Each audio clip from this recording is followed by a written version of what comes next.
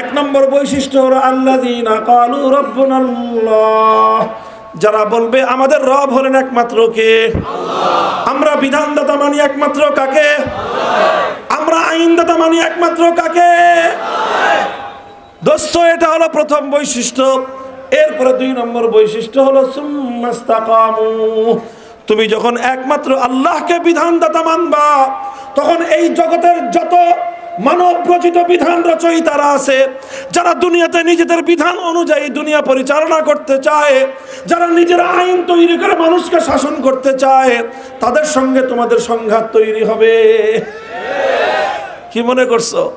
তুমি এক আল্লাহর আইন, আল্লাহকে আইনদাতা মানবা, তুমি একমাত্র আল্লাহকে বিধানদাতা মানবা, মসজিদেও মানবা, বাজারেও মানবা, সংসদেও মানবা, মন্ত্রী পরিষদেও মানবা, গণভবনেও মানবা, বঙ্গভবনেও মানবা, তোমার বাড়িতেও মানবা, রাস্তায়ও মানবা, আসমানেও মানবা, জমিনেও মানবা। সব জায়গায় যখন তুমি একমাত্র আল্লাহকে জীবনের বিধানদাতা মানবা, তখন এক শ্রেণীর মানুষের সঙ্গে তোমার সংঘাত হবেই। আপনি যদি একটা জায়গা বলেন যে এই জায়গাটা আমার দখলে চলবে, আর আরেকটা লোক যদি এসে বলে যে না তোমার দখলে চলবে না, এই জায়গাটা আমার দখলে চলবে, তখন দুইজনের মধ্যে লড়াই বাঁধবে কিনা?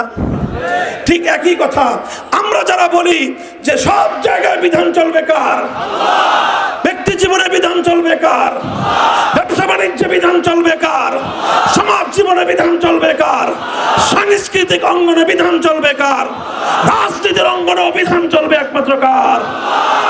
এই আপনি যখনই রাজনীতির অঙ্গনে রাষ্ট্রীয় পর্যায়ে বলবেন যে বিধান চলবে আল্লাহর, তখনই দেখবেন আপনার পাশের বাড়ির অথবা আপনার বাড়ির, আপনার ঘরের, আপনার রক্তের সম্পর্কের কিছু মানুষ উঠে দাঁড়াবে।